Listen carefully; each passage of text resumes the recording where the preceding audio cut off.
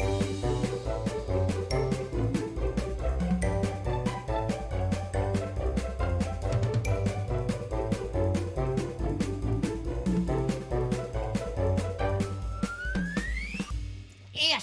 sir, I think the show's almost ready, sir. We've got a guest and everything, sir. It's going to be great, sir. At least I hope so, sir. Woohoo!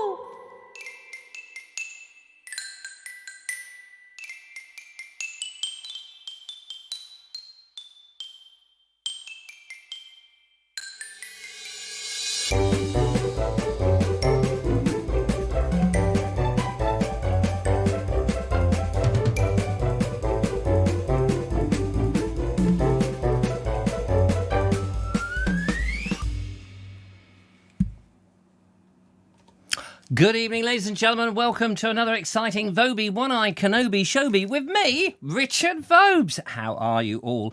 It's very nice to see you here on a Wednesday, midweek, and we are getting closer to the end of March and the beginning of spring. Although, who knows? It looks like spring has already sprung because the sun is in the shining air and it's very lovely, although it was a bit cloudy here in Worthing. Hello to everybody out there in Vobosphere. It's nice to see you on the 17th of March. There's lots of people all lining up. We'll say a few hellos in a minute. But in today's show, we have a very special guest from across the pond.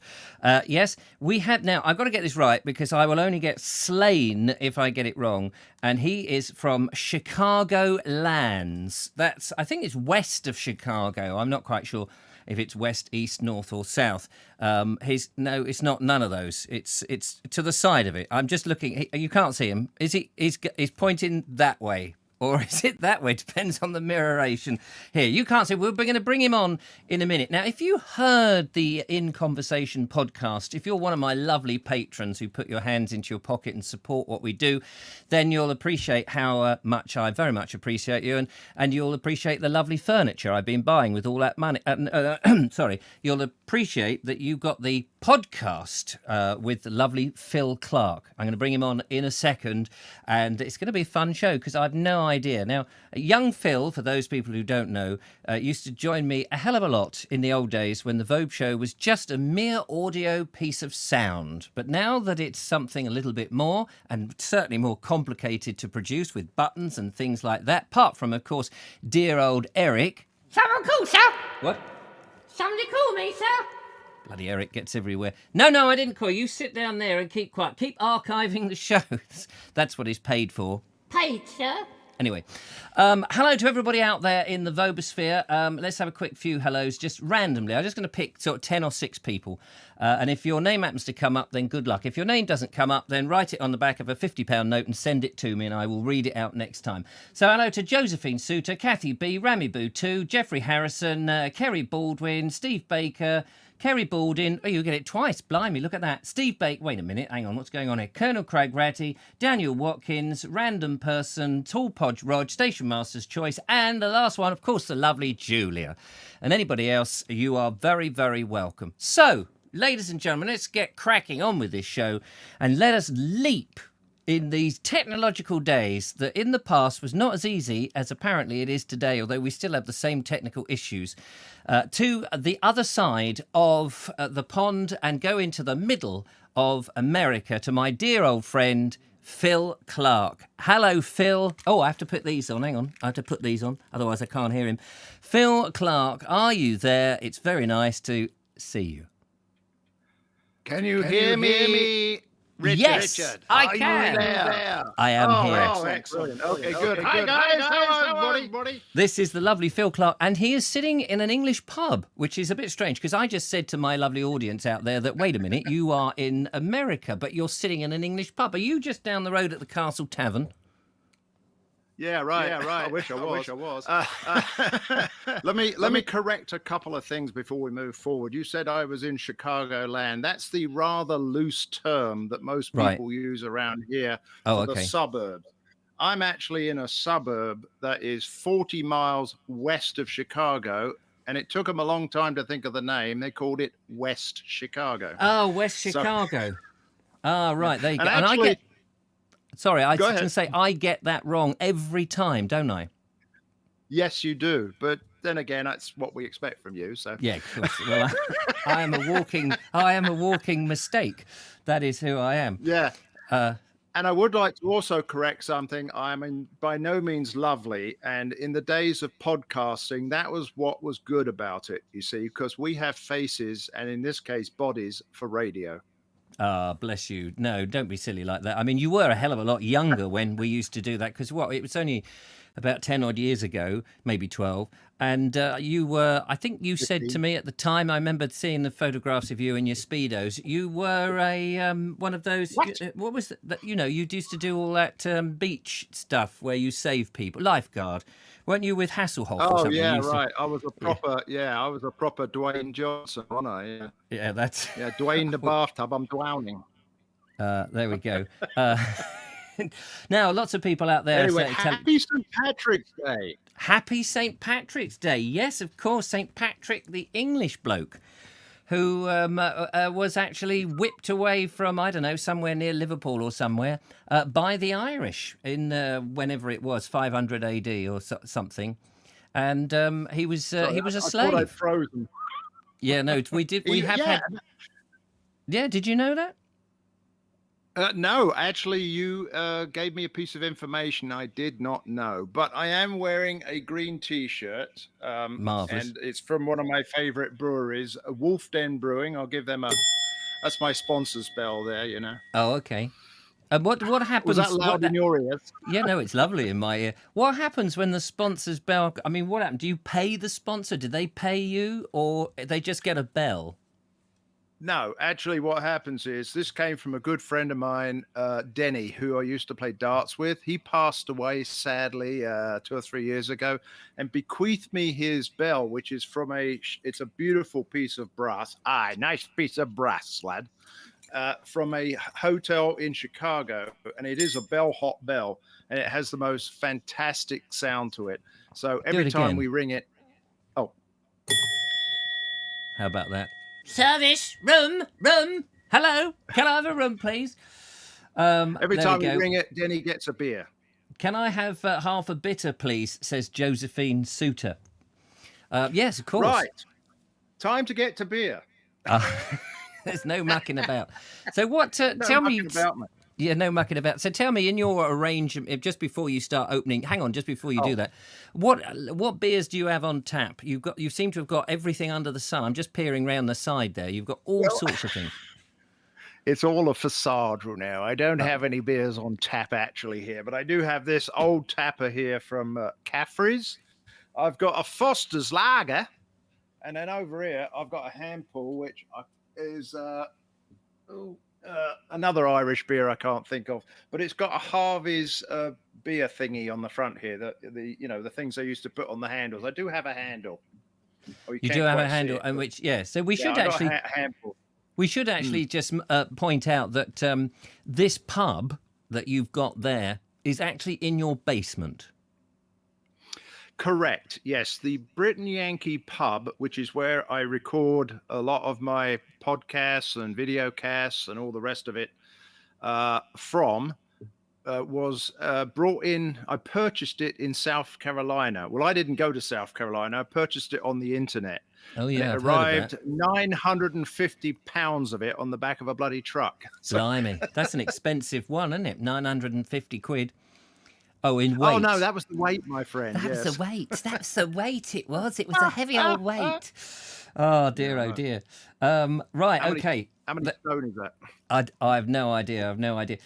What have we got here? Putty ladies in the big chapeau. I don't know what Dave Ovett is talking on about there. Station Master's Choice says, the bell for time. Can you have your drinking glasses, please, and not your reading glasses? There we are. Is that a line that you use in your pub?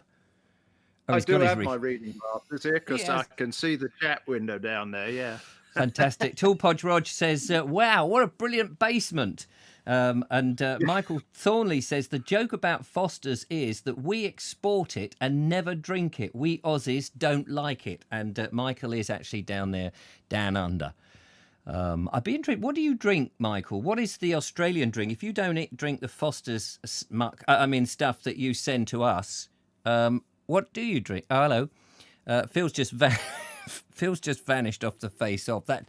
We've had a technical issue from time to time, which is a bit of a shame, but he will be back. Rest assured, there is. I think there's some fault on the line at his end. It could be me. I think we're still transmitting. What's the chucking out time? Well, hopefully about 9:30. That is the theory. Now, whilst Phil is sorting himself out, and we hope that he will be back, and I'm just checking from time to time, Bernie has sent in a video, and it is about a bridge. Yes, not the bridge over the River Kwai, but we will find out why and where it comes from. Robert Croser has got a video in the middle of nowhere. Looking forward to finding out exactly where he is.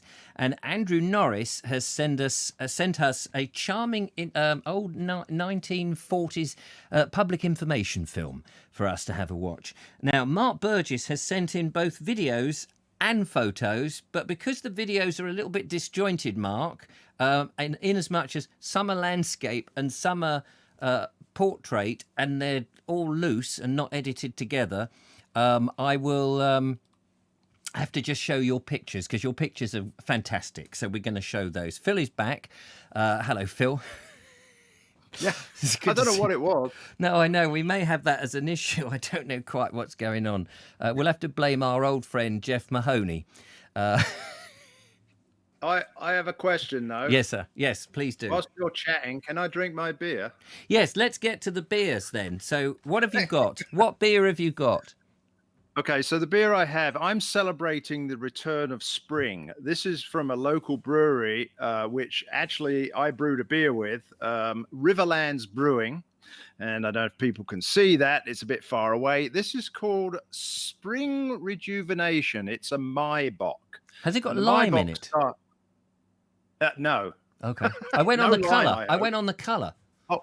Oh, that's just the colour of the can. Yeah. For spring, green. I'm going to crack it open. Maibach is a very traditional German style that's drunk just around as the last thaw is happening and just before the beer gardens start to open. So they have a special beer for it. And I have actually, this is their second anniversary glass. I'm going to pour that out. It should come out with a nice caramel look to it, kind of a copper color. All right, copper. With a nice head. It has. Yes, I've given it a bit of head. Unfortunately, I should. So is that a beer? Is that a beer or is that a lager? Or is it? It's a lager. Well spotted, old boy. This is a lager as opposed to an ale. But it's not. Not the sort of lager that we normally associate with lager in this country. Or am I mistaken? In terms of usually, Foster's and right. Yeah, lager is just a different way of fermenting the beer. Yeah. Lagering means to layer it down, and basically lagering is done that way and ales are done that way. So you put the yeast in, it all falls down to the bottom, but on lagering it goes that way. Now I don't brew, but I have seen it on television. Right. And of course you've been into many breweries doing brewery tours. So exactly. Yeah. We've talked to a lot of brewers. And as I was saying, we did brew this one here, which is an English barley wine. Oh, and we called it Wicked Googly. And came out in a bottle. And I did that with my good friend and co-host on my podcast, Mr. Ken McMullen, who's the head brewer at Hot Vine Brewing. So if any of you guys come over here to the Chicagoland area, please ping the Brit and we'll take you on a brewery tour of the suburbs that you will not forget.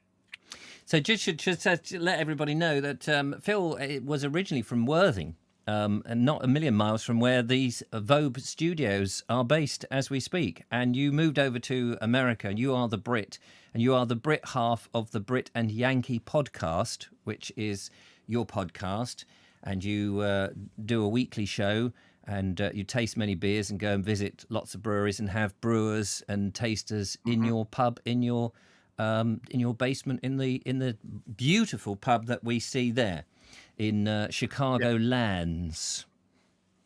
West Chicago. Yeah, well, make your mind up. West Chicago, Chicago Lands, whichever one. Oh yeah, West Chicago. That's what you said. Yes, sorry, I still cocked it up, but that's okay.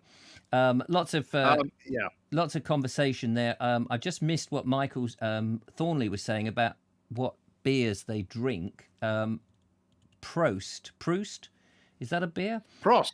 Prost. German for cheers. Oh, cheers. Oh, right. Okay. I think what we should be saying today is Schlante, which is that Irish for? for Right. Okay. Got it. yeah, Gaelic, I should say.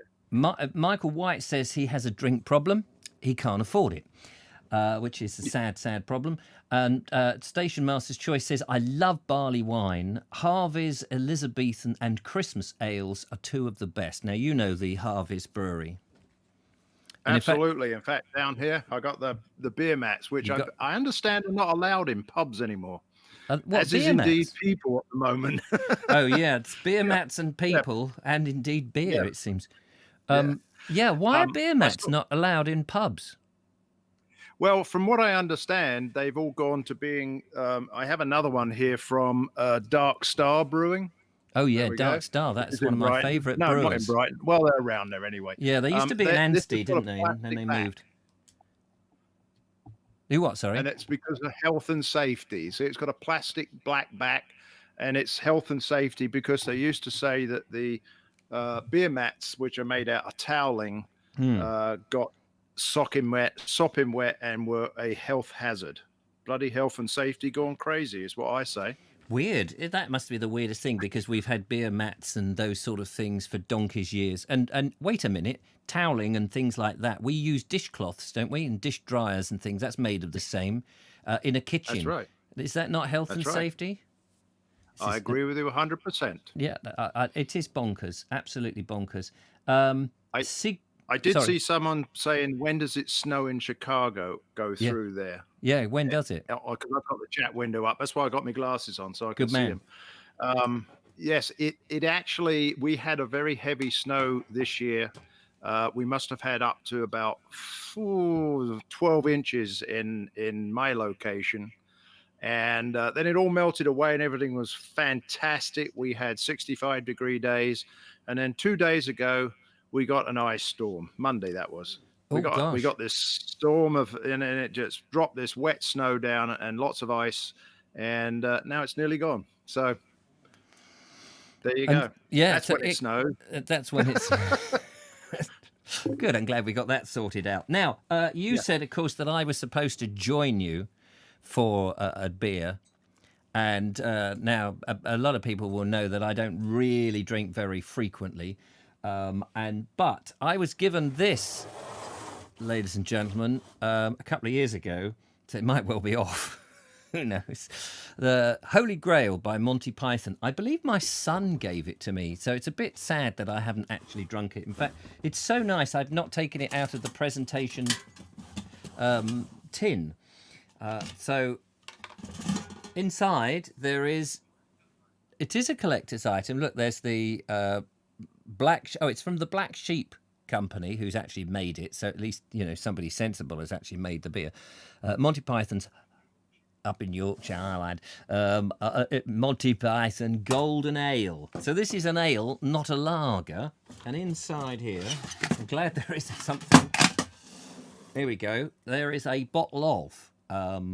So I'm sure many people have had this now. Not this one, obviously, because I've only just... And do you know, because I don't drink very often, I have had to go hunting for a beer bottle opener. I got mine over here. Attached to the bar.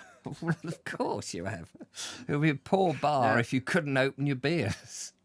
Yeah, now, right. I noticed you're drinking, it's lager, isn't it? You're drinking lager out of a tin. I don't know that real ale, it tastes the same if it comes out of a tin. What do you think? I think that's a bunch of crap. So anyway.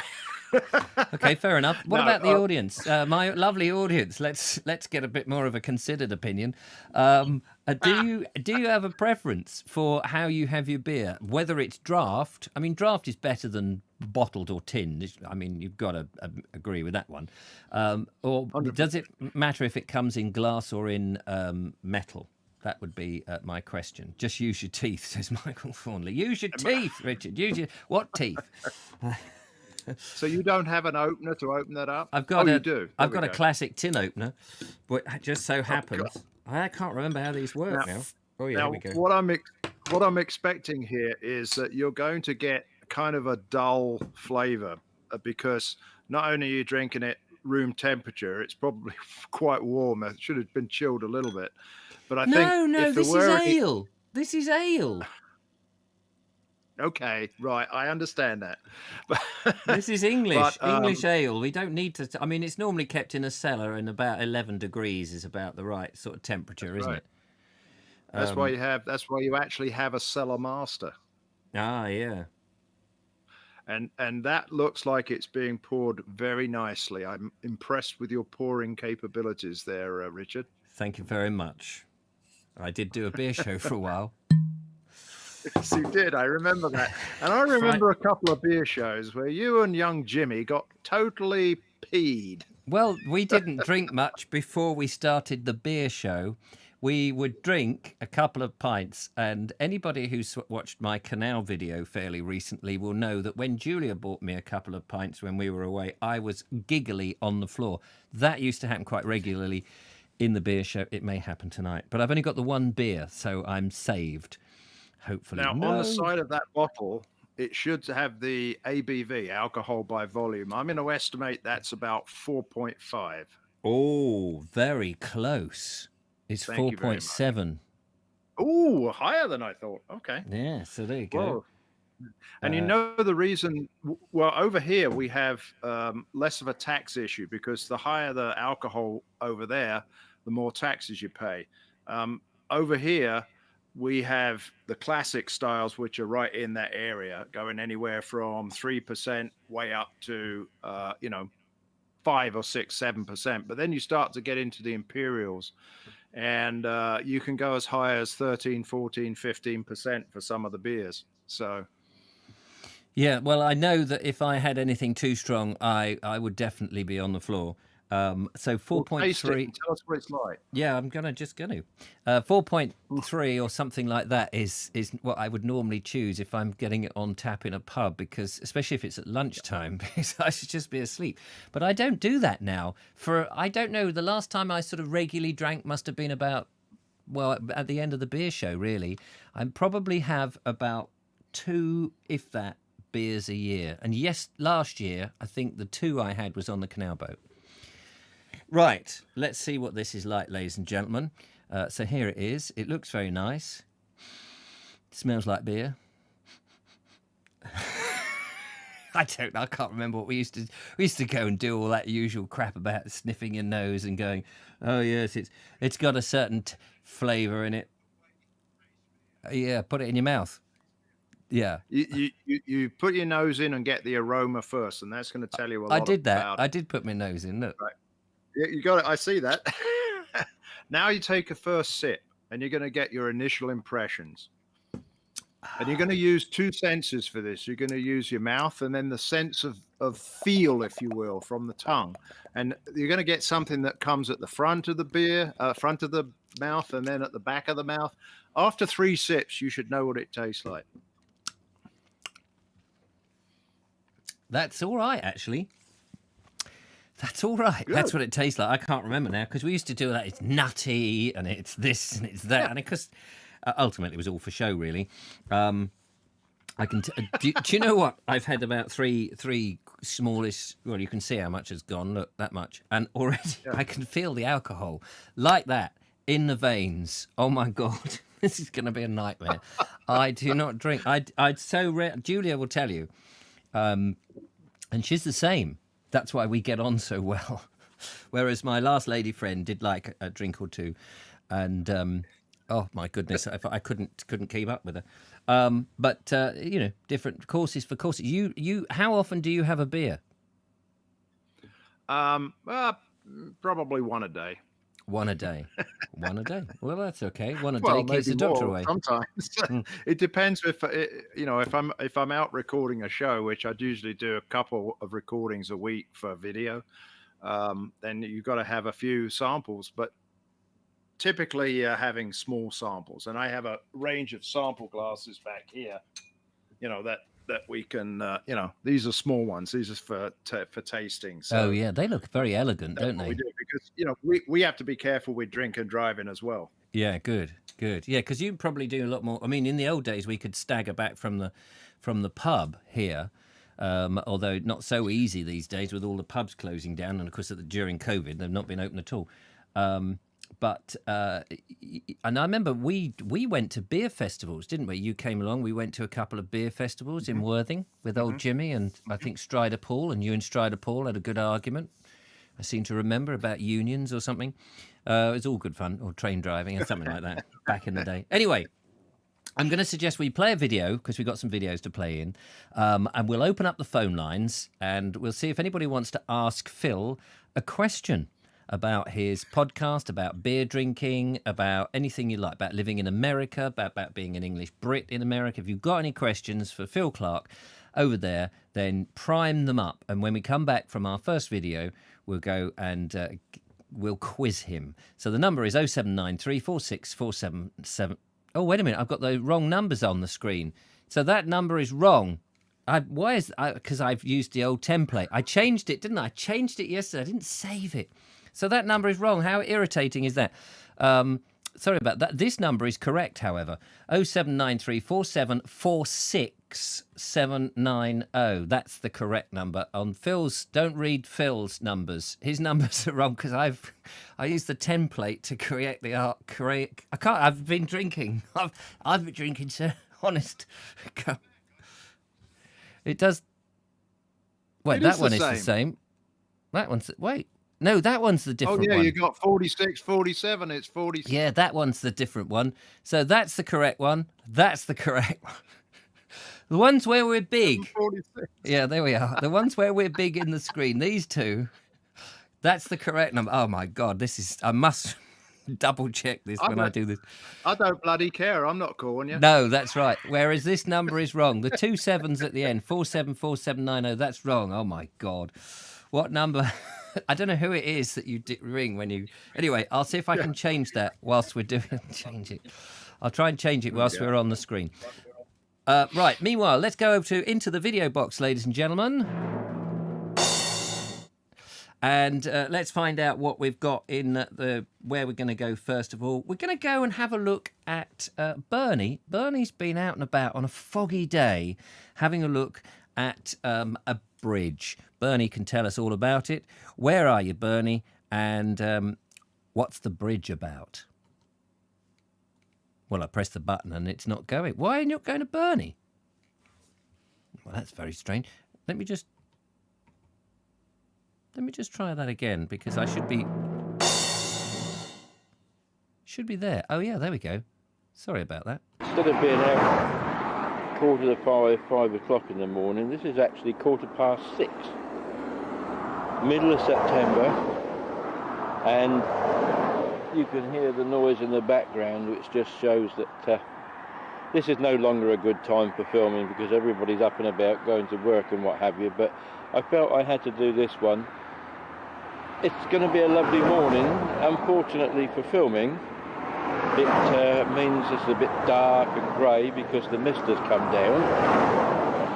But this is Wallace Haven, as it is now. Quite a contrast from where we've seen it in previous videos at Iron Bridge and up on the A271. This, where I'm standing, is called Middle Bridge, and it's an interesting design because it's, I can get down the side here, but it's almost castellated in design, which I hadn't noticed before now. And you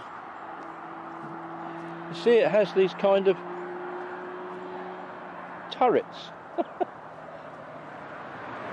in the wall, and you can walk into them and stand there. I don't know whether that's meant for fishing or not. It is a very popular fishing spot, that's for sure.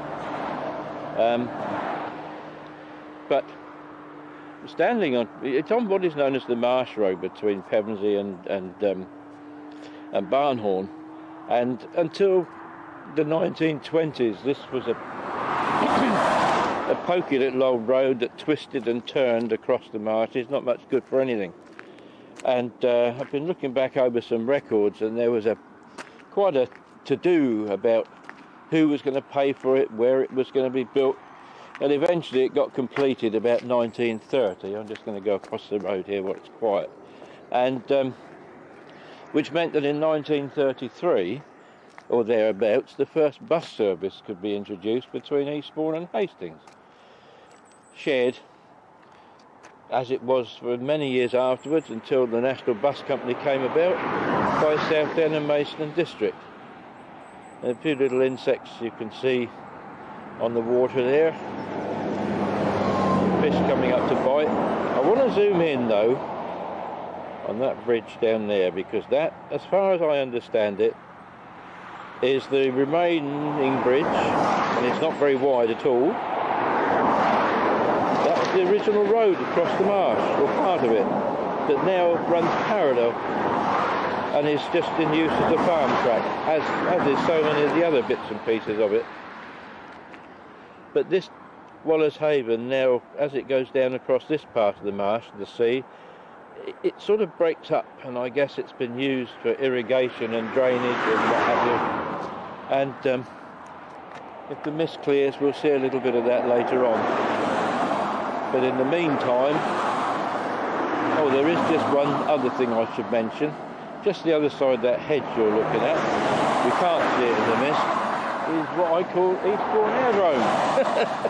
The Eastbourne Model Flying Club have their little airfield there, quite near to Harp's Way, and they fly there quite regularly. So there we go. That is the Middle Bridge, and they next to the Eastbourne Aerodrome. Very nice aerodrome with model flyers. I used to. I did a mime show once about these model aeroplanes. It's coming up in one of my stories. Anyway, thank you very much, Bernie, for that. That's much better. I've managed to change the numbers now to the correct way round. Look at that. Oh dear, I don't know. But yeah, great stuff, Bernie. Now, the telephone lines are open if you want to give us a call, 0793 474 6790. We'll have a chat to our super guest today. By the way, if you'd like to be a super guest, on a Wednesday, we can facilitate this, have a super guest from time to time. We did a special Saturday night show on, funnily enough, on Saturday it was, and... it was just a conversation of anything that you wanted to talk about. We may do that again. Here we go. We have a phone call. Let's find out who's there. Hello to the caller calling in. Hello, Phil and Richard. I thought I'd call for Robert Croser and give him my comforting inevitability. Oh, that's very nice. Now, where is... that Phil's just disappeared. I think he's got a little bit... It's suddenly vanished off the screen again. Sorry about that. I hope he will come back. So just tell me again, why are you ringing up for Robert Croser? Oh, we were just having a laugh in the comments, and Robert Croser as being his delightful, cheeky self. Oh, and, okay. There's, what was it, a comforting inevitability to my calls. Well, that's nice to have you on the... As you know, it's lovely to have you on the show. Phil's back now. I might not be able to call for the next few weeks. As you can probably tell, I come in spates and spells, don't I? So that's I'm perfectly... be a very busy old man. A young man. Now, we got Phil there. Have you got any questions for young Phil? Yes, I have actually. I've spent a bit of time in America myself, but not enough to get used to the beer. And I was wondering, apart from Guinness, which I did manage to find, were there any other stouts readily available, easy to find? Okay, so now, what time frame did you spend over here? We're probably going back to, I think, around 2012, just maybe a month or two before the Olympics. I spent a few months. And again in about 2004 as well, but I was too young to drink then. And so at that time, the American craft beer explosion was happening, and you managed to seek out English beers, correct? Oh, I just wondered if sort of if you had stouts available sort of readily without sort of having to go to a craft shop, just, if you're going to pick up a few beers, because obviously here, you can just pick them up off the shelf. Yeah, we have all sorts of stouts available. You can get your Guinness, you can get your what's the one I got on tap here? I can't remember what it is. Well, I don't have it on tap actually, but there's several of them that you can get. And stout is a very well-liked winter brew over here. They like the imperial stouts. There's a brewery out in Denver, Colorado. Well, actually Longmont, Colorado, and it's called Left Hand Brewing, which is great because I'm left-handed. But they do. Are you really left-handed? I'm actually ambidextrous, but I do everything that counts with my left hand just as well with my right hand, and vice versa. Excellent. Well, it's funny you should say that, because if I'm playing cricket, which I don't, but if I do, I bat right-handed, but I write left-handed. So I guess I'm ambidextrous, did you say? Yeah. I can do it both ways. Thank you. I can play I can play guitar left and right-handed, but I tended to go with right-handed just so that I could copy what other people were doing a bit easier. Cool beans. So to answer your question, stouts are readily available here. And what about British stouts? I mean, then presumably it's all American, freshly brewed if it's stout and things, unless it's been. Can British beer come over if it's not in a keg? Yeah, no, it can come over. In fact, Monty Python's Holy Grail Ale you're drinking, I've had that. They export them over here. Another one that's a really popular brew here is Robinson's Brewery did a beer with Iron Maiden, which was brewed by, I've forgotten his name, but I think he was the drummer. Anyway, they did Trooper. And that's readily available and very, very nice. And in fact, Speckled Hen is available here.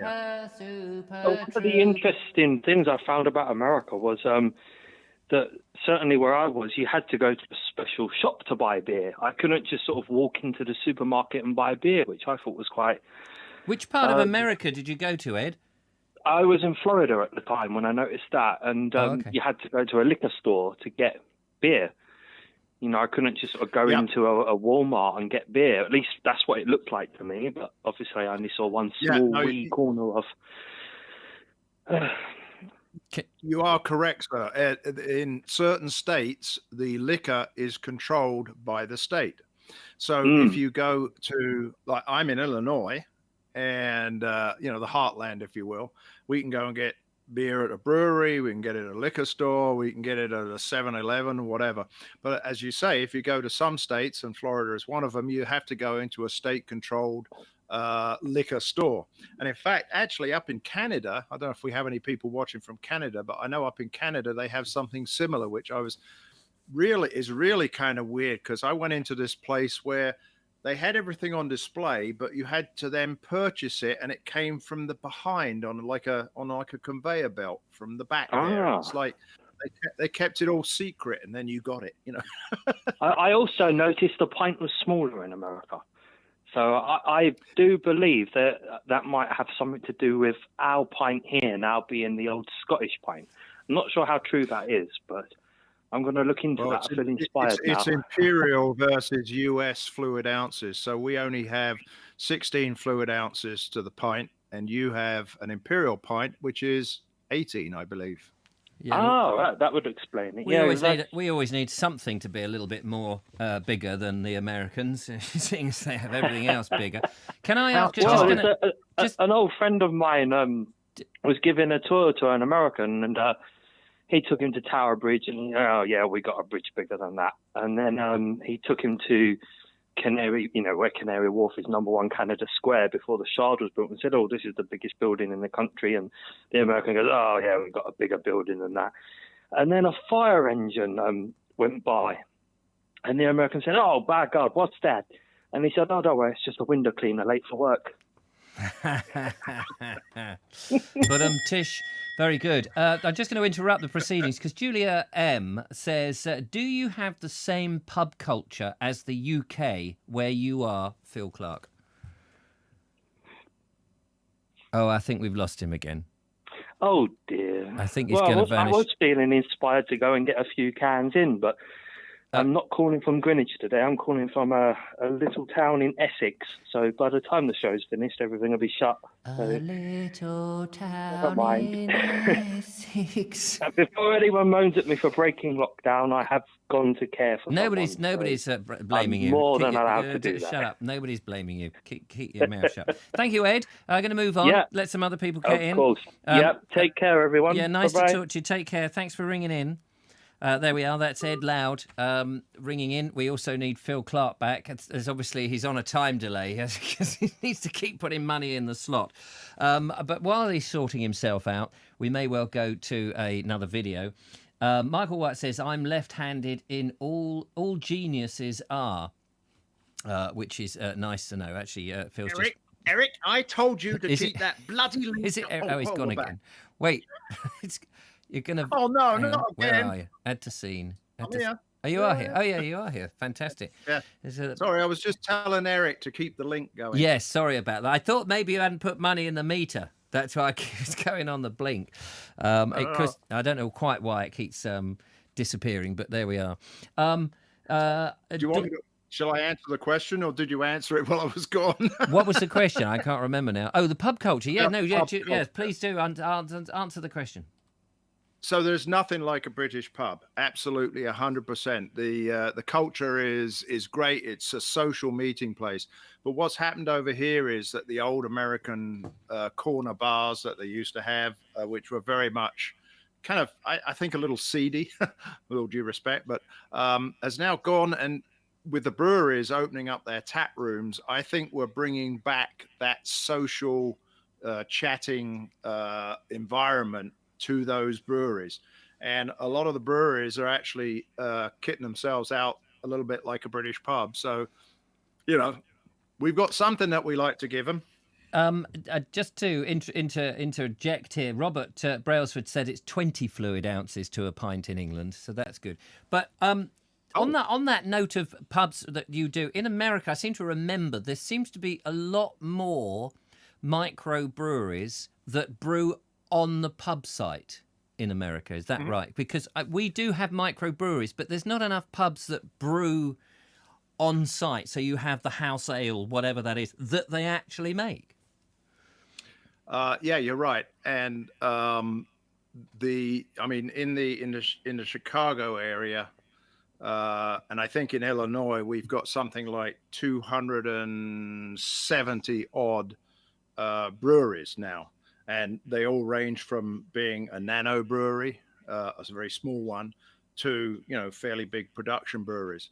I remember when I came back over one year, about 3 or 4 years ago, I went to a place, and I think it was Patcham, Gribble Inn. And I hope they're still around. Patcham as in Brighton way? No, it's not Brighton way. It's the other way. So maybe Clapham? It's not Patcham. Oh, yeah, Clapham? there's Patching and Patcham. Yeah, it must be next to Clapham. I always get which one's confused, Patcham and Patching. Yeah. In the middle of nowhere. Oh, yeah, the Gribble. Because that's on the way to nowhere, right. Hammerpot and places like that, the Hammerpot Brewery and all of that. That was oh, yeah. So here's another question for you before we get to our next video, which we will get to very shortly. Where do they grow hops? Like Cascade hops and things like that. What part of the States is that? Okay, so the predominant hop growing area here is up in the northwest of the states in Oregon and Washington. However, Michigan has got quite a reputation for producing great hops. And Illinois does actually produce some hops. And it's very interesting. Yeah, because there's a brewer his brewery is in the middle of a farmland, and his family owns like a very big farm as well. And he brewed a beer with Illinois hops, and I could distinctly taste a slightly different flavor to the hop variety because of the soil that it was grown in. And so that's a lot of what you get for these regional hop growing areas. But the biggest ones, also a lot of New Zealand hops are becoming extremely popular. In fact, they produce one called a Nelson Sauvin because it tastes like was that a Sauvignon Blanc?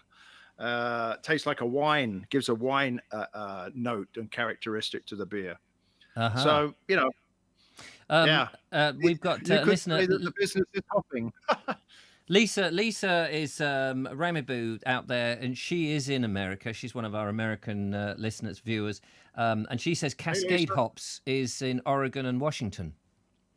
Yep. So she knows her stuff. One of the most popular hops. Chinook hops. Yeah. And there it's was one interesting. that Yeah, go on. No, I was going to say there was one I always had a problem pronouncing. It's spelt Wilametete, and I always thought it was Willamette, but it's Willamette. Oh, Willamette. But anyway, whatever. And they're up in the northwest. So. Linda Kane says the Gribble Inn is in Oving. Thank you, Linda. So I'm just trying to think where Oving, because that's not Oving Dean, is it? Oving. Where's Oving? I should know this. Oving sounds east of Brighton. Out towards Chichester way, I think. Oh, is it? There's nothing like a pint of Corona lager, says Michael Wynt. I hold my head in shame. Now, okay, funny you should say that, because the style of Mexican lagers is becoming quite a popular style for brewers to do, but they do it really well. That it's not a Corona; it's got some flavor to it, and they add maybe a touch of lime to it, and it's a really excellent summer drink because it can get quite hot here. So you like to have something that's a little bit refreshing but has some flavor to it. Yes, absolutely. Well, we'll come back to a bit more of this beer chat. We'll have another phone call as well, hopefully. And we've got some photographs to look at as well. And we are going to go and have another look at a video. This is from our very own... Oh, yes, sir. Can I have another beer? Yes. Thank you. I know you're not waiting for me. No. What are you going to have? You'll find out when we come back. Okay, let's go to the video box. Robert Croser is going to be in the middle of nowhere. Robert, let's find out where you are. Instead of being out 5:45 in the morning. Wait a minute. Actually That's not you. This is Robert.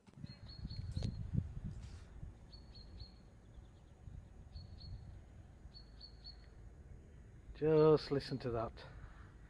Absolute silence. Just the birds. And that, dear friends, is the Bewcastle Cross. Bewcastle Cross, what's left of it. Just the top missing. That is an Anglo-Saxon cross. And we are in the Bewcastle Church, and believe you me when I tell you, there is absolutely nothing here. Just a couple of farms and the famous cross and a castle, which I'll be going to in a minute. So I'm going to pan round here, just look at the countryside. How bleak is that? It's the cross that people come here to see. It's Anglo-Saxon. You can see the top is missing off it. There's carvings of saints into it, and you can tell it's old because if you look closely, there's runes, Viking runes carved into it. It proves how old it is. If I come down, just look at some of these old gravestones. If I pull back, let's look at these old gravestones, old Reaver gravestones. There'll be lots of Bells, lots of Armstrongs, lots of Grahams, lots of Robinsons buried here. This is Reaver country, the debatable land. Over there, which is Bewcastle, was obviously a Reaver castle, which was probably abandoned just after the Civil War, maybe maybe a few years after. That was certainly a Reaver stronghold, as this was, and would you believe it or not, we're actually standing in the middle of a Roman fort of Bewcastle. What they were guarding against was probably the blue painted Picts, which were rife in the area when the Romans were around. walk over to where the castle is. I'll be going over there and taking some pictures. But in the meantime, we're just going to wander around. Just listen to the silence, isn't it great?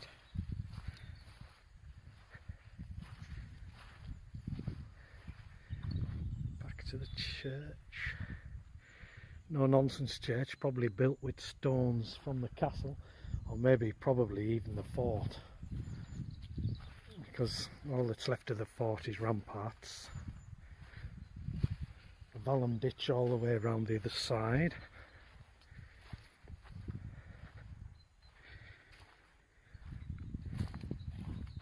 I go to the top of this wall. That's probably built out of, some of these stones are too dressed to be random, so I would imagine they are built with stones from the wall.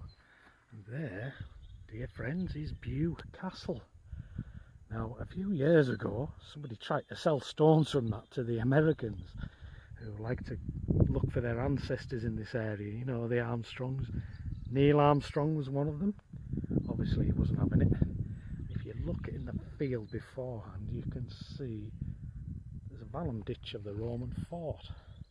But we're going to go over to Bew Castle itself, which is there. It's one single farm. Back towards the church, very ancient church. You can tell because there's no frills.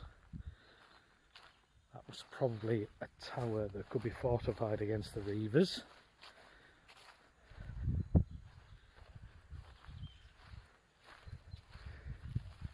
Maybe old hobbity-hoys that knocked about. My old family were a member of the reavers. The Crosses were a notorious reaver family. One in particular, Nebulous Will. He had his nose cut off, nose tax, for he got caught trying to blackmail somebody. Blackmail's a reaver word, and the local magistrate, a guy called Scroop, cut his nose off for his trouble. But there we are. Just going to leave you with the church door there. 1792 it says, but it's probably been rebuilt since then. I'll bid you all adieu and speak soon. Speak soon indeed. How about that? Yes, there we are. Neil Armstrong. I seem to have went to the Neil Armstrong's hometown, actually, in America with my very good friend Jeff Mahoney in the years gone by. Hello. Oh, hang on, I can't hear. Oh, I muted you, that's why, just in case there was rustles and things. Anyway, you're back. Phil? Warpuck and Eater. Yeah, Warpuck and Eater. Walk up and eater, as they say in the old game. Right. Right. Yeah, I think Neil Armstrong wasn't interested in buying any of those stones from that rotten old castle up north because he could get some from the moon. Steve Baker's on the line. Hello, Steve. Nice to talk to you. Hello, Richard. Hello, Phil. How are you? Hello, Steve. Oh, hiya. I've got a couple of questions for you, Phil. Go ahead. So, I went to Vegas in '99 and went out with my cousins, and Budweiser beer over there was a lot less strength over there than it was over in the UK. And bearing in mind that Budweiser is brewed for the UK. That's question one. Question two, predominantly a lot of the pubs in Las Vegas were decked out like English pubs, and everyone was really like in awe of those kind of style of pubs, and the Americans really loved it. Is that still a thing? Vegas, baby. Yeah. Yeah, well, you've got to remember that Vegas is a tourist attraction, basically. It was born for casinos, for gambling and entertainment. And so they have produced that type of environment where they can have the Eiffel Tower as part of the Vegas attraction, and they can have a British pub. There are a couple of really good brewers out there that are brewing decent beer in the casinos, but you know it's Vegas, so it's all show. So that thing about the beer, though, is it that we just drink it stronger than the Americans do, or is that still a Vegas thing? Well, I don't know because as a craft beer drinker, and I hate to be a snob like a wine beer drinker, the difference between wine sampling and beer sampling is we swallow. So, but Budweiser, Don't touch it with a barge pole. I can't remember the last time I had a Budweiser. If you remember the days of Watney's Red Barrel, right? Party 7. Yes. Yeah. Well, there used to be a saying, I wouldn't wash my dog in it. And Budweiser out here, I think there was an advert for another brand of beer where they were taking Budweiser keg and they were watering their plants with it. So as far as I'm concerned, Budweiser is a great beer. They make millions of gallons of it and it's always the same. It's just not the one that I drink. And they also make millions of dollars, no doubt, at the same time. Very true. But, that's marketing, isn't it? I have think a question for Steve. Yeah, oh, go. Sorry. No, go for it. Did you win any money? Well, yeah, actually I did. But I mean, it was more important to spend time with the family, to be fair.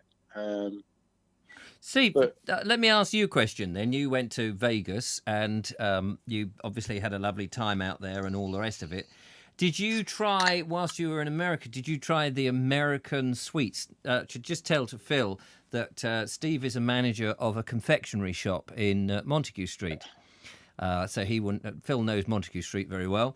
Yeah, I do. And so you have an old-time confectionery shop that sells all the old licorice pipes and sherbet lemons and all those bonbons and all that kind of stuff. But did you try? I know you must have done. You must have been very curious about the American sweets. And what was your thoughts? Well, they don't call it sweets; they call it candy. Yes. And yes, I did. But the one thing I found in America was you can't find a small shop. You have to go into somewhere big. And I think one of your previous callers said you can't go into a supermarket and buy beer. And it became very apparent that you had to be very compartmentalized where you shopped. If you wanted to buy drugs, i.e. paracetamol and aspirin, before anyone thinks about anything else, you had to go to a liquor store because the liquor stores sold alcohol and they also sold the drugs to recover from the alcohol afterwards, which was very interesting. If you went into Walmart, you could buy anything, including a gun or even a tank if you wanted to, but you couldn't buy alcohol in Walmart. But you could buy cigarettes. Isn't that amazing? Walmart runs Asda, doesn't it, in the UK? Yeah. Can you buy guns from Asda? No. Good.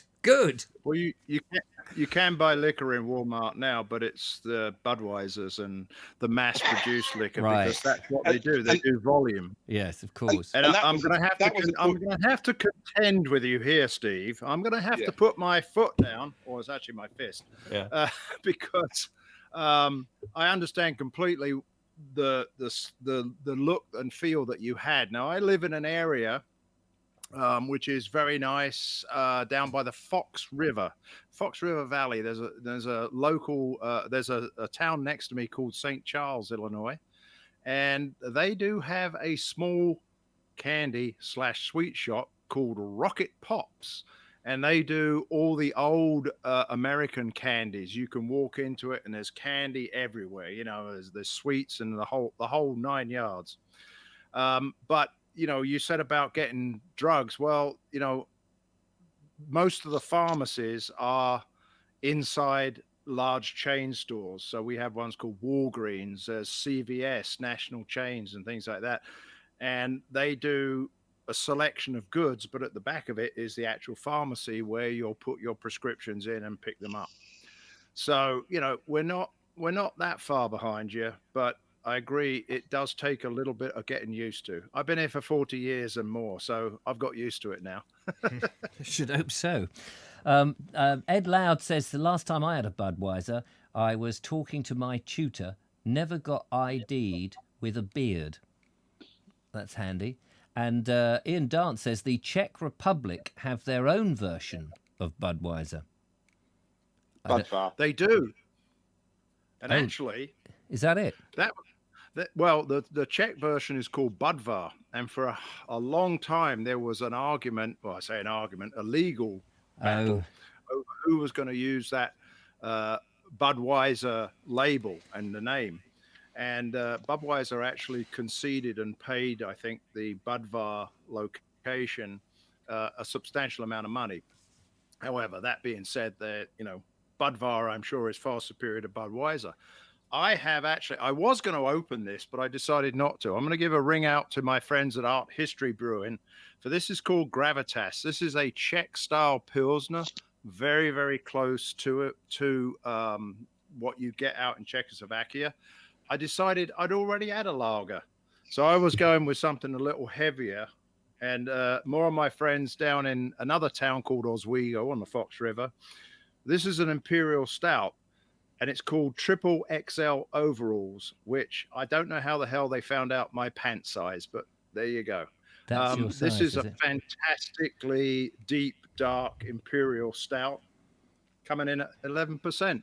So I'm going to be happy for the rest of the day. Yeah, you ain't going to do much. What time is it where you are, Phil? Time you had a beer. Time I had a beer, yeah. Look, I'm nearly halfway. Well, I'm halfway. I'm halfway through it in an hour. So that's not bad, is it? About what is the time? I can't see it. 4:00 something? Is it 4:00 something? It's 9 o'clock here in the UK. Oh, so there's obviously 4 o'clock here. Yeah, there's a 5 hours. The clock spring forward in the end of March for you. They've already sprung forward for us. Oh, have they? Like the March hare. Is that the only bit of America that you've been to, Steve? Yeah, I only ever went to Vegas, but I've got to say, to be fair, all the Americans that I met in Vegas, and I met Americans from all over the country, they said don't benchmark the whole of the US by Vegas, because it is unusual. It's in a desert, isn't it? I mean, that's the unusual part of it for a start. Well, we went there, and it was February, and it was 90 degrees in the desert, and my aunt picked us up and took us up for a 45-minute drive into the mountains, and people were skiing, and we were sat by a fire having a roast dinner. That is just bonkers. Just totally bonkers. But the question I had for Phil really was the fact that I did find that the beers in Vegas, and talking to a few people from out of Vegas, generally the alcohol level on beers in America is less than it is in the UK. It was lower than it was in the UK. I would say that in Vegas, and I don't know the beers in Vegas, that might be true, because, I don't know why, but but I would say that is not the case generally across the US. I would say that most of the beers that people were drinking here are anywhere from 4 to 7% on a normal time, or they're a little heavier like this one right here. And as I said before, we don't have those tax restrictions that you pay more tax if a beer's a little bit higher in ABV. So there you are. Answered your question, Steve. I'm gonna move on if that's all right, Steve. Yeah, but absolutely. Lovely to have your call, to you, Richard. Nice talking to you, Phil. Thank you very much. Thank you. Talk to you soon. Yeah, talk to you soon, Steve. Cheers. I'll have some more what Phil's got as well. Yeah, absolutely. Well, Ed Loud. Give a plug to your candy store. Yeah, that's right. Well, they're hoping to open very soon, Mr. Sims. Ed says, please can you let Phil know I'm terminally jealous as I love Imperial Stout. And Julia, the lovely Julia, asks you, Phil, have you got any photos of your local area that you could just email?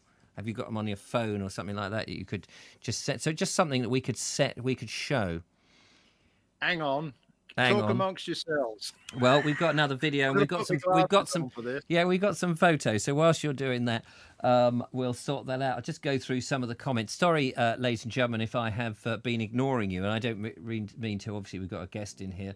Chris says, Budvar, the original, cannot be beat. Andrew Norris says that was really nice to see. Robert, but there must have been a reason to build such a church in the middle of nowhere. Well, presumably, Andrew, I would have thought, and funny enough, I've been reading a book about deserted villages, that the village had there was a church and the village has gone, and so it now seems that the church is in the middle of nowhere. but presumably it wasn't back in the Saxon days. But villages came and went. We're going to find out about some villages in your wonderful video very soon. Station Master's Choice is talking to lovely Julia. What else have we got here? Ron Langley says, was that church in your back garden, Robert Croser? I think that's, I think it's Robert Croser. I don't know whether people know, actually owns all of Cumberland. Albion says, Budweiser from Prague is the original brewery. All of the lager based on beers originate from Pilsner in Germany and Holland. You often order a Pils at the bar. You can also go to the doctor's and get some pills, but you can't get them at the bar in the legal profession because that's where the judges are. Michael White says there's a lot of Reavers ended up in Northern Ireland. That's nice to know. And Ramiboo says, I'm preparing corned beef and cabbage whilst listening today. Now, it's funny you should say that because, Phil, we had a conversation about that earlier before we did the show. Corned beef. I've had corned beef and hash, but you had an interesting corned beef mash dinner. I did. I sent you an email with a picture in it, so maybe you can find that. Oh, yeah. I'll. Okay, all right. Clever clogs. There you go. I did. Actually, today I'm cooking in honour of St. Patrick's Day, the fine English-Irish saint. I'm cooking slow-cooked stout corned beef with potatoes, carrots, and cabbage. The cabbage is a nod to my lovely wife, the lovely Kimberly, who likes cabbage, but I don't. But I'm doing it in a slow cooker. We'll find out about 7:30 Central Time whether it's any good. I'm just looking. When did you send it to richard@vobes.com? I haven't got your email. That's right, Richard, I did. Well, it's not here. Never mind. I'll send it again. US Brit. Let's have a look. Well, I'll have a search. I mean, it's unlikely to have gone anywhere else. Yeah. Wednesday. Do people take a call? Podcast link chat. No. Oh, no. Moonshine Sweeper. I'm That's what we intrigued to had. talk to some more of your listeners. Are you? Well, we're going to quickly go and look at some photos now. First of all, so we will nip into the art box or the art gallery. I beg your pardon. And we've got some photos. Well, a photo by Robin Jones and some from Mark Burgess. So let's go and have a look at those first of all.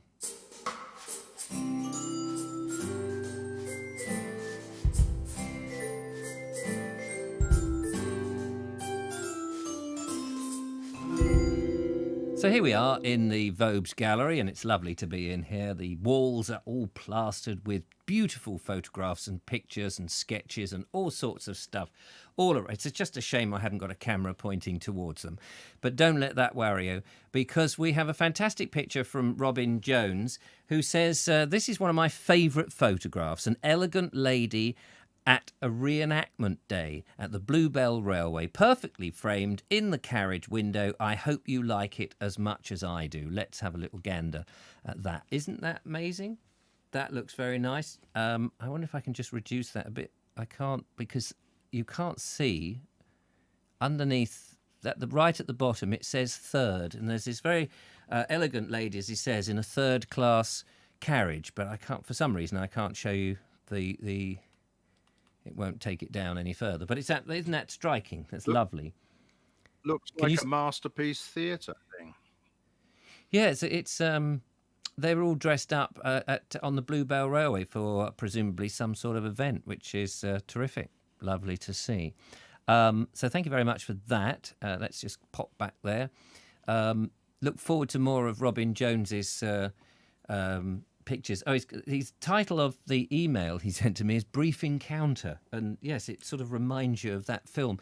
Who was the actors in Brief Encounter? Was that the one with Trevor Howard and the other woman? Yes, I can't remember the name of the woman.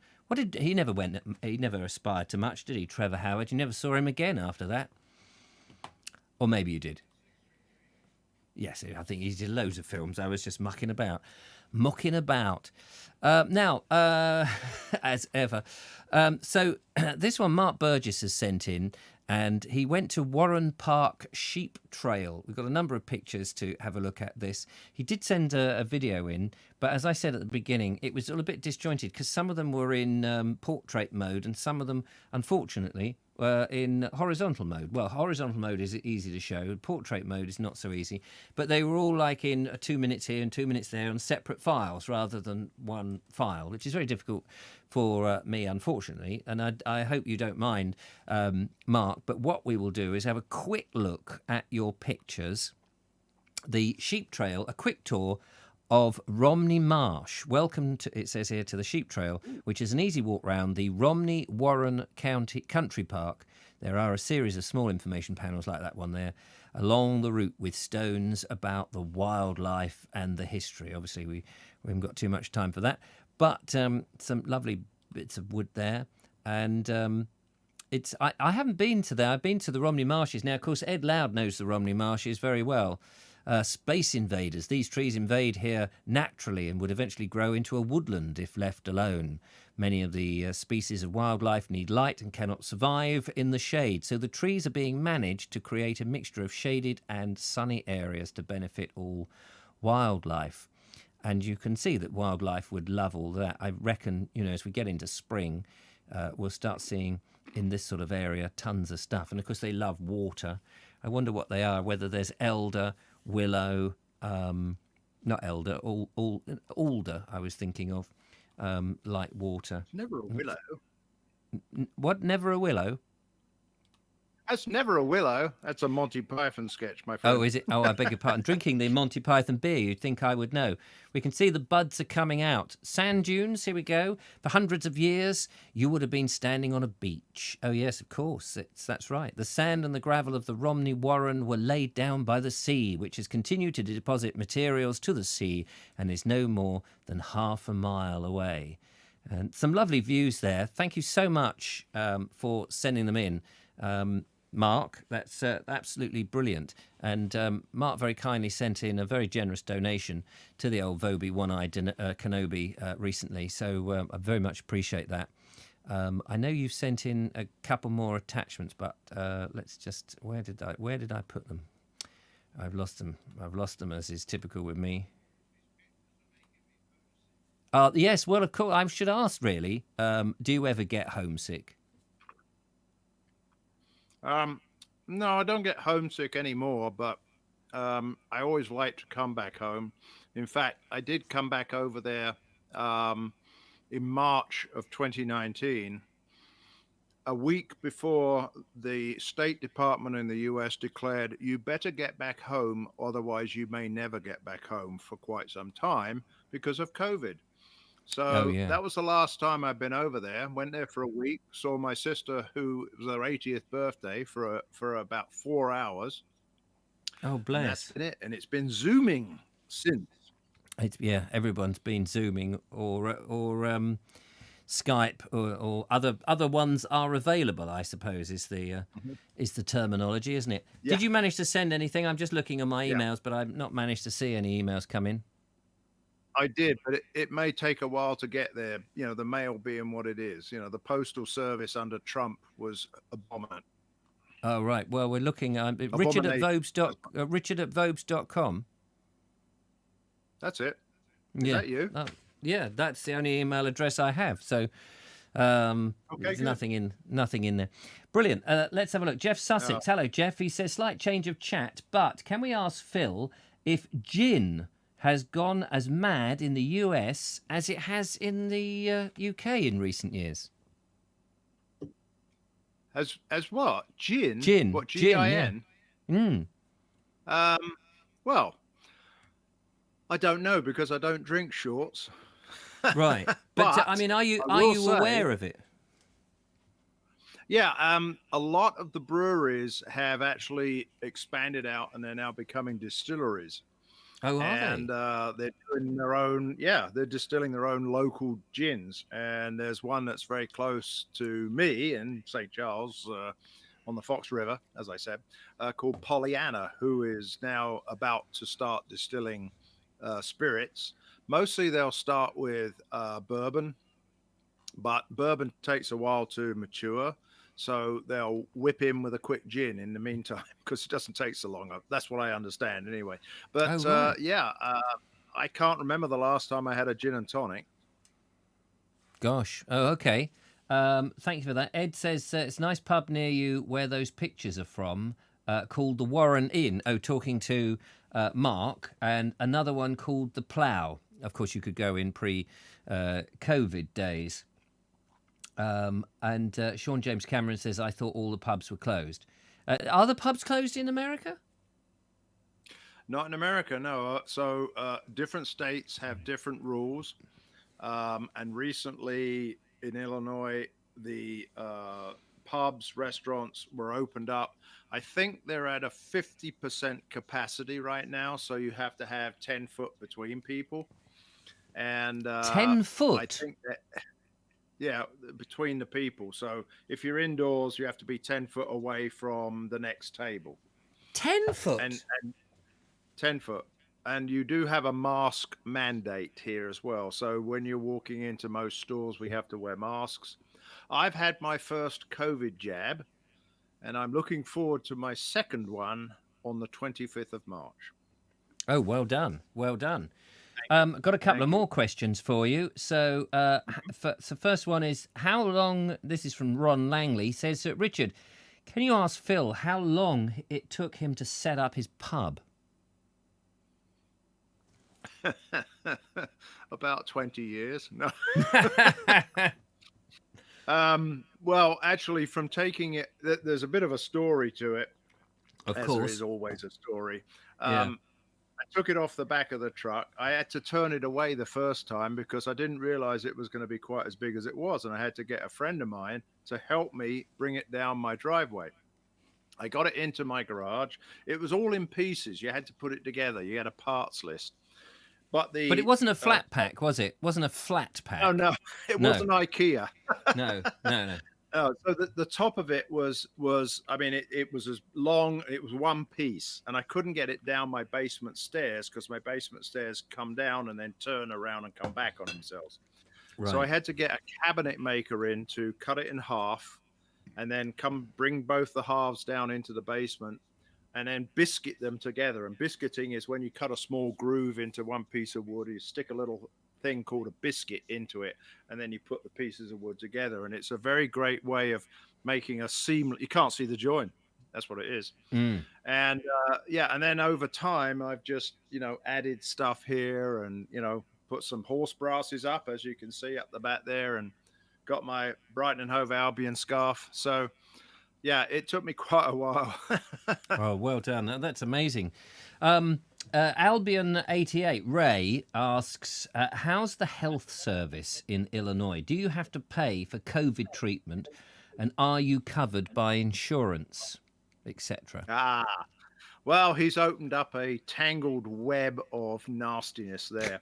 So we don't have national health, but the COVID injections are all covered by the government.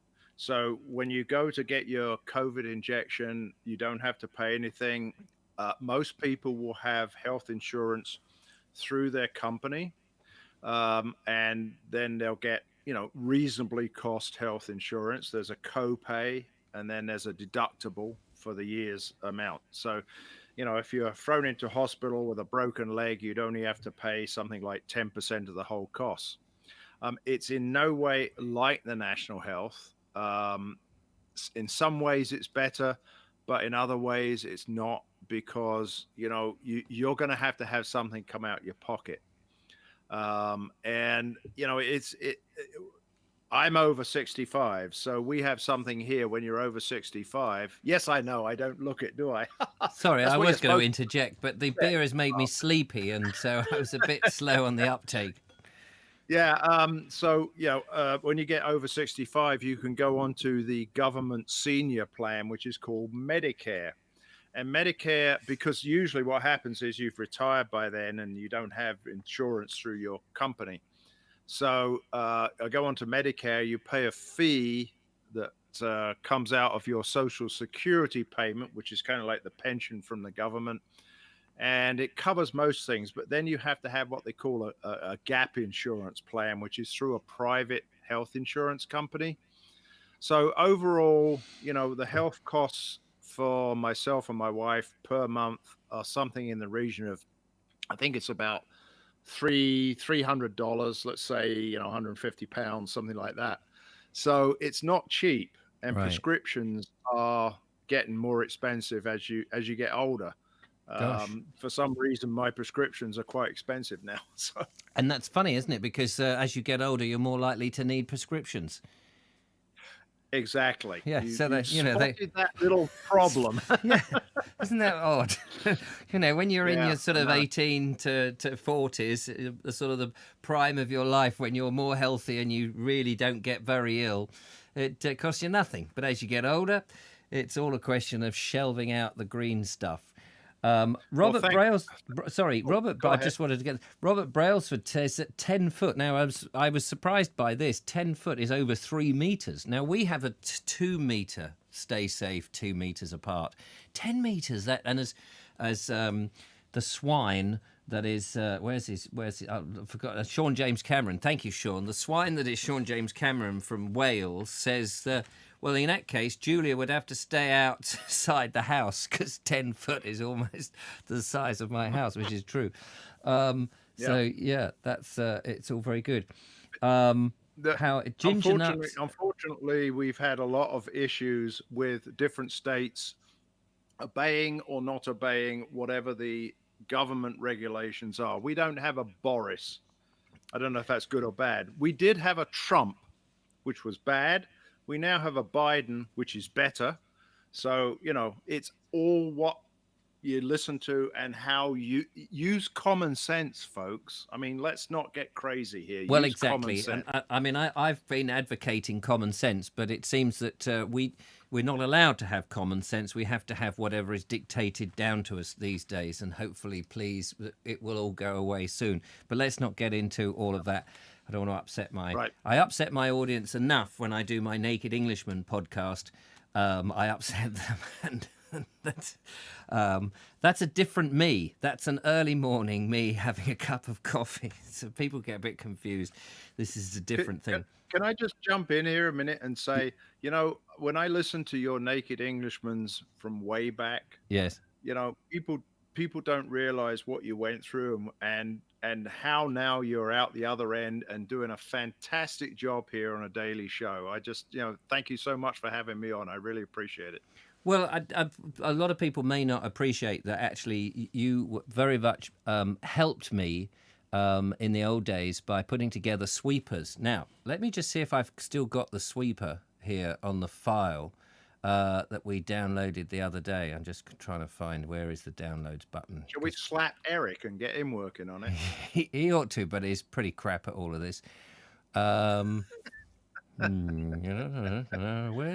did I put? I'm going to find Ladies and gentlemen, Vobes is thinking. It's no. We'll let him think for a second. Wait, here. look. Oh my, yes! I'm trying to get my brain together now. What did we do with the bloody thing? I put it somewhere. I thought it was just in the download. I can't even operate my machine I anymore. thought you told me to put it somewhere. Yeah.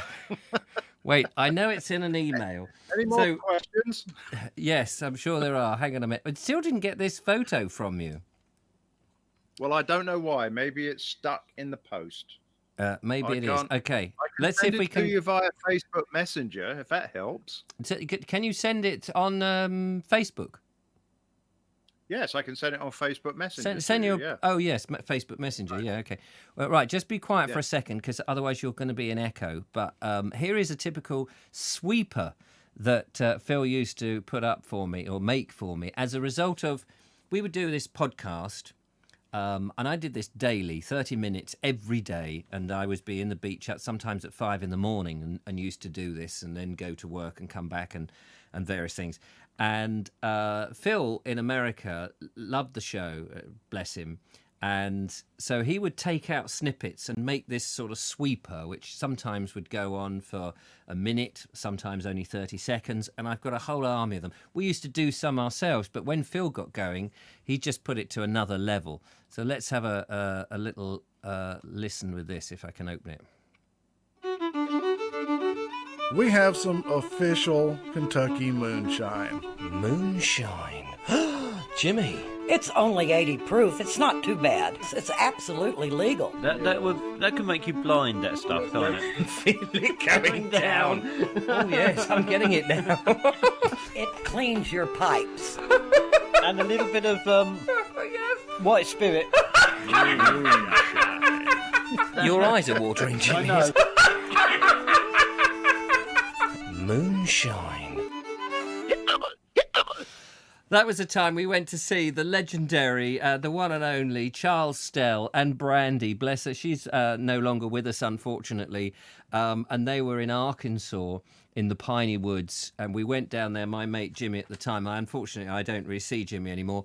But we were invited over to America. We took the podcast over to America and we stayed in Charles's trailer.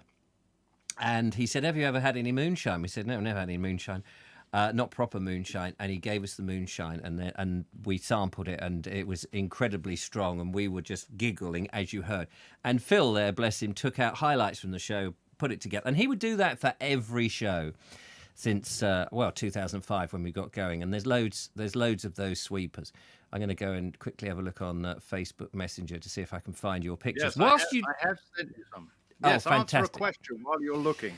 Right, first of all, before we go to the question, Linda Kane says, you're not over 50, are you? Phew, blimey. But before we get to the question, I want to get Andrew Norris's video in. Excuse me, this beer is now repeating on me. Andrew Norris sent this wonderful video. Farming has not changed in Croatia for many years, and he will prove that, ladies and gentlemen. Let's go into the video box and find out more.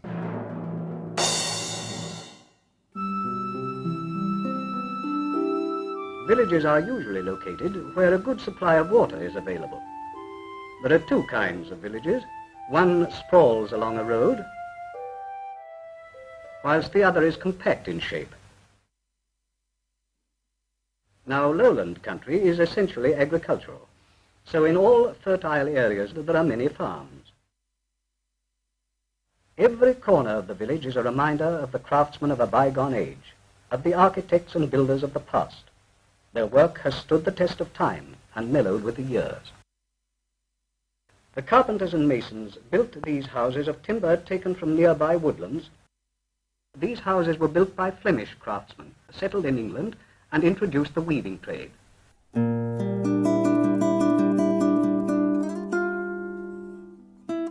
However, the villagers once more devoted themselves wholeheartedly to agriculture. Early in the morning, the villagers go off to work on the farms. On the farms, the horse is starting his work too, for in spite of the increasing use of machines, he is still indispensable for much of the work. The cows have given their morning milk and are on their way back to the fields. But the farmer is out in the fields already, for in late summer and autumn there is the harvesting, and from dawn to dusk the machines are busy. In another field, the sugar beet crop is ready. A type of plough loosens the beet, and the men lift the crops and shake them clean.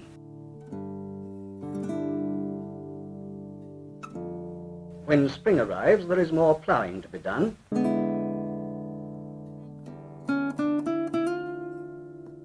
And the rest of the new season's crops to be sown.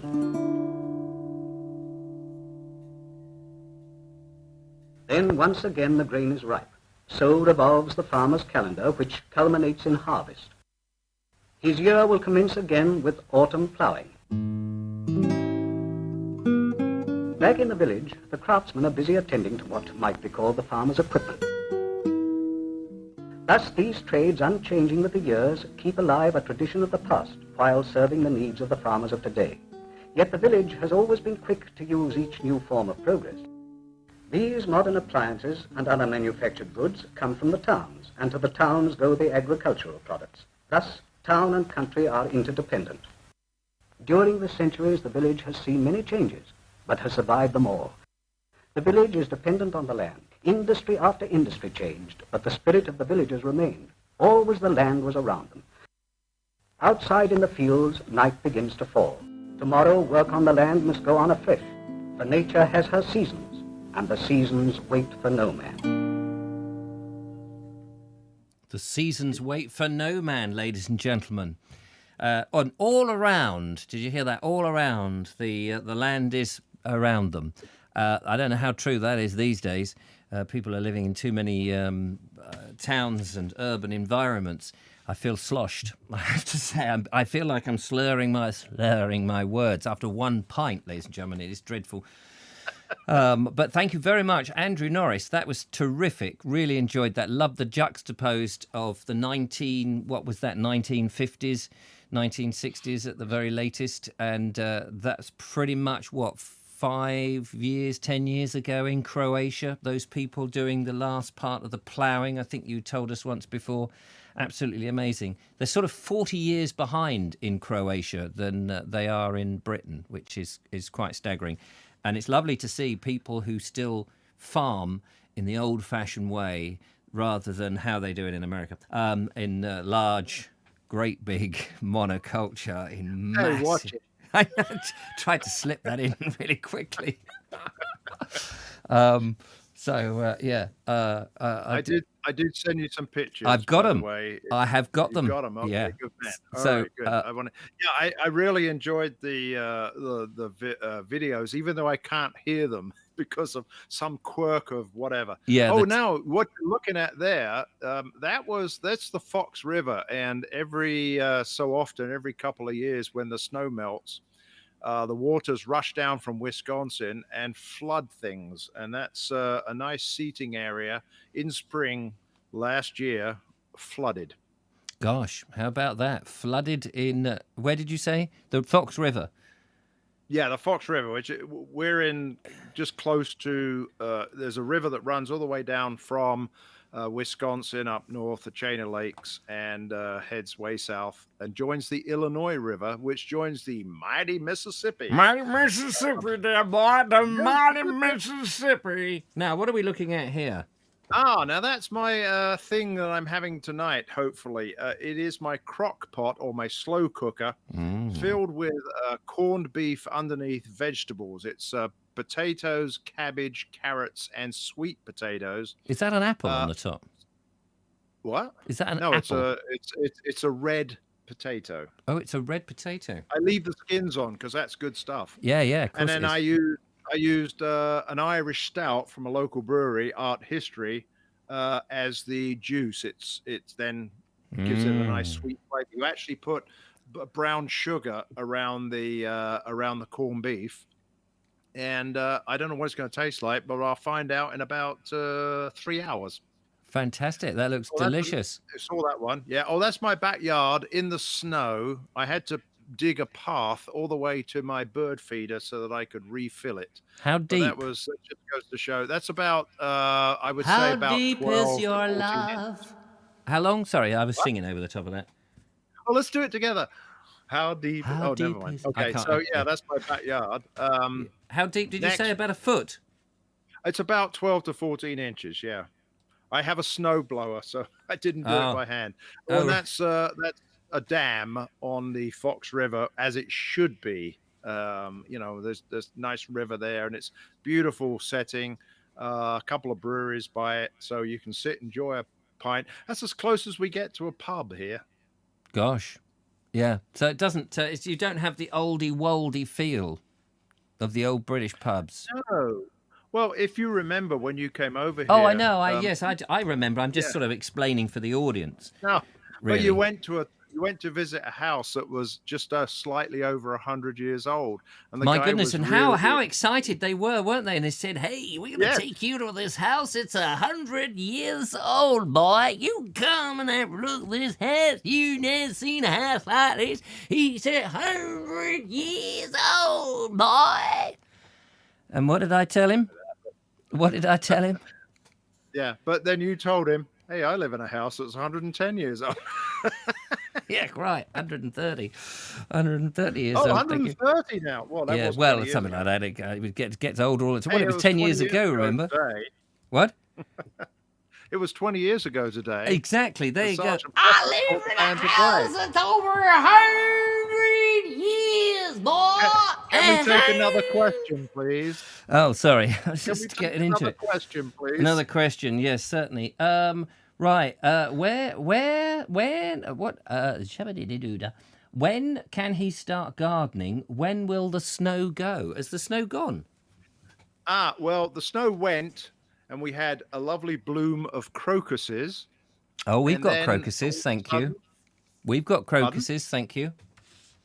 Can you hear Yeah. me? Can you hear me, mother? Yeah. I can hear you. We had a lovely, We've got crocuses. and then And then? the snow came again and killed it all, and so they got Oh. to start again. Oh, that's But a we shame. no, I mean, we can. When you say start gardening, we're about a month to 6 weeks behind you guys. I have to go out. I have a wooded lot, so I have to go out and get rid of all the leaves, as much of the leaves as possible. Yeah, he's got a wooded lot. And Let the me tell good- you, ladies and gentlemen, this gentleman has this wonderful house in a huge garden in quite a nice rural setting, and he's got trees and like as you say, a wooded garden, in which you have weird visitors, don't you? Animal visitors, skunks and stoats and goodness Did I knows send you what. that picture? I thought I had a coyote couple come through the yard, not more than before the snow came actually. Yeah. And I was sitting there in my office looking out, and this dog walks past, and it's a mangy female coyote. On her tail, not literally, but coming Yeah. behind, was the Roadrunner. male. Oh. Yeah, and he Meep, came meep, behind and he meep. sniffed around, and then he did something nasty in my flower bed. Good. Excellent. But yes, we have nice animals, but you do too. Yeah, I well, mean, of course, yeah. everybody We've gets their own. that's true. I had some rats in my kitchen one year, but not for a long time. Ramiboo says I put little red potatoes, carrots, turnips, onion in my corned beef. We'll add the cabbage later, otherwise it gets too mushy. And Clive Waterfall says I love the way that Phil judges the attractiveness of a location party by the number of breweries it has. A man after my own heart. You know what? That's very interesting, because whenever I'm talking to anybody, I say, "Where do you come from?" And he goes, "Oh, okay, San Antonio. Hey, there's a really good brewery down there." Yeah, there you go. How wonderful is that? Linda Kane says, I think the Vobes show gets a little impatient when he's in his cups. I'm not sure what that means. And Ed Loud says, as soon as the show finishes, I'm off to walk past the fields of Essex. Not quite the Romney Marshes, but I'll do it inspired by your walks. Sean James Cameron says, we need some slow cooking videos. Yeah, we need to get the old slow cooker out and just leave the camera on it for a while. Yeah, time lapse. Josephine Suter says, there's a rat in my kitchen. What are you going to do? There's no rat in my kitchen.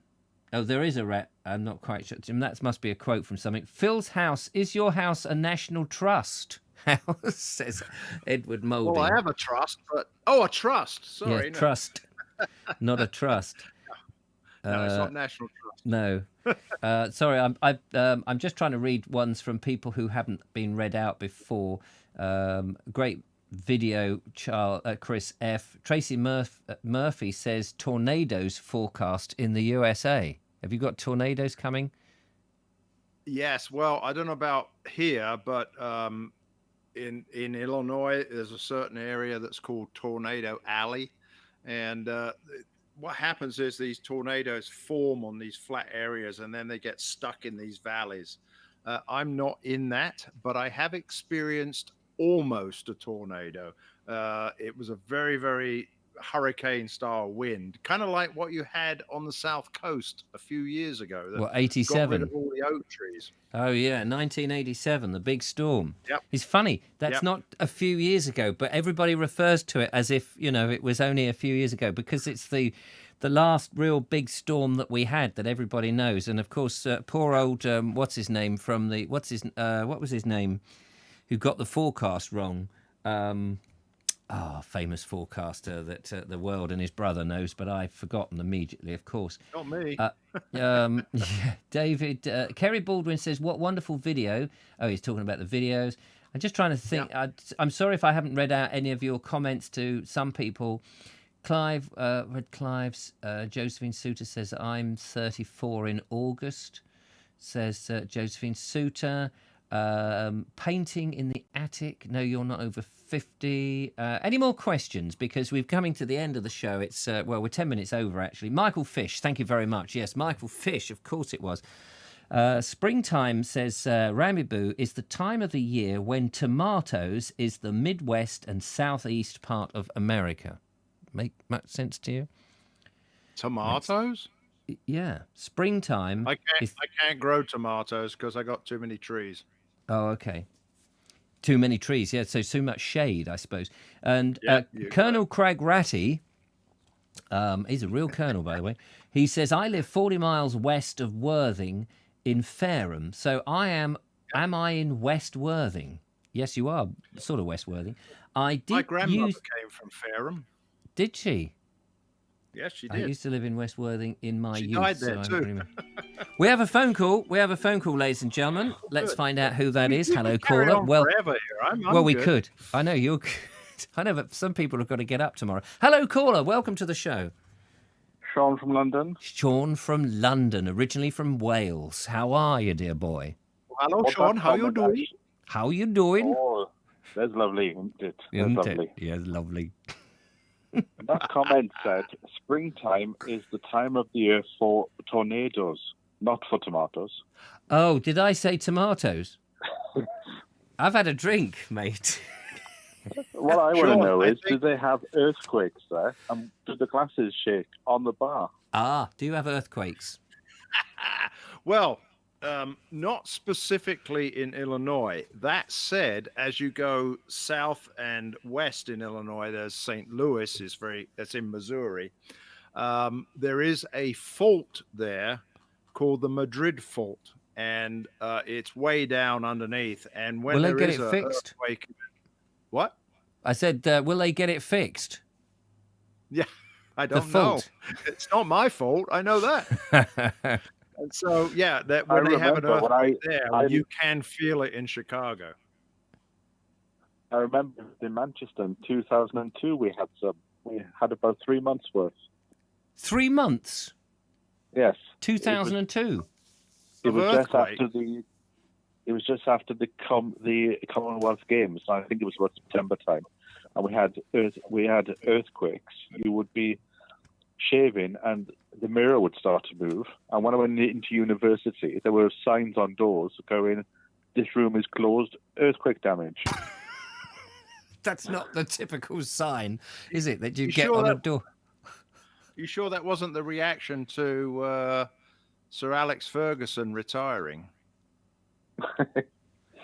It was something. Well, is that a football joke? Going through Manchester. Folks won't know what that means. Yeah, no, I was going to say, is that a football joke? Yes. Andrew Norris says, I started painting in 1987 to record all the fallen trees in my neighbourhood, Islington and Hampstead Heath. Did you get all the fallen trees? Because I presume that's a bit of a lifetime's work, isn't it? We need to go more. Yeah. The lovely Julia says, Richard looks sloshed. Thanks. I would be disappointed if the podcast tomorrow morning doesn't start off with the words, I think I've got a headache. I think I've got a headache, yes. Lovely Julia says, can Phil come back next Wednesday? Or if not next Wednesday, another show? I want to know, why is Julia not here? Well, yeah, it's to be honest, when there's three of us, it's difficult because it does use up more of the internet and it's problematic. However, we should soon be able to have Julia back in the studio. We've had to do it separately. So we'll be back in the studio soon so that we can both be here and have you as a guest, which would be fantastic. Julia, I'm to be sat in the bar.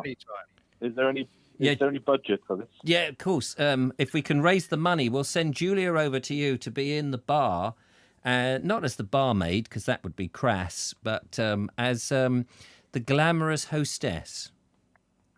No, I'm sorry. I've already got the lovely Kimberly for that. Oh, I beg your pardon. All right. Well, I'll have to set up a bar here then, I suppose.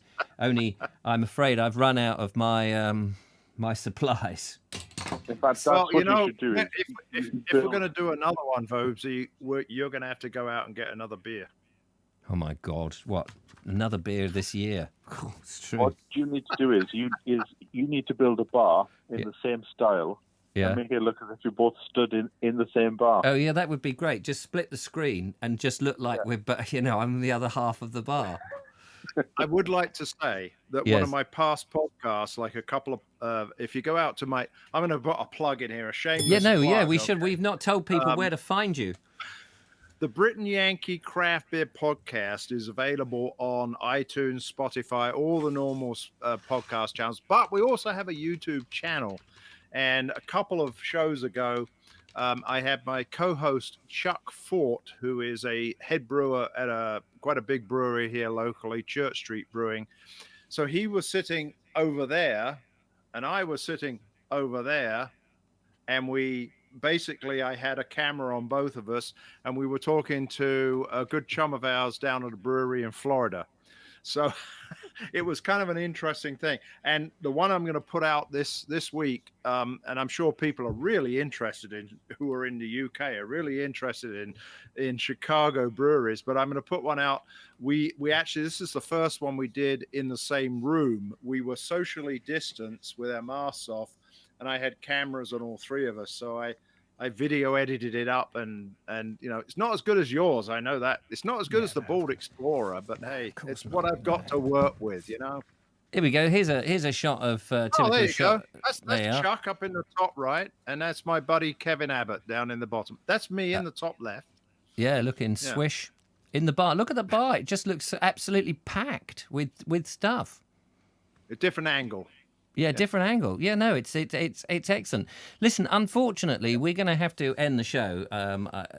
Leave them wanting more is an old adage, but in our case, it's don't give us any more. Thank you so much, Sean, for calling in. It's been lovely to talk to you, and thanks to all our callers. We'll talk to you again soon, Sean. I need to have a cup of coffee and sober up now. Take care, Sean. Make sure you don't fall up those stairs. No, I try not to. Somebody might move the gravity button. Take care, Sean. There we are. Sean disappeared.